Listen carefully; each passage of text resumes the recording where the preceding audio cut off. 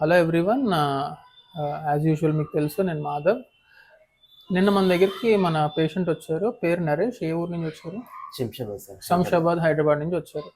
So ఆయన neither male not female not transgender, neutral కింద identify చేసుకుంటున్నారు.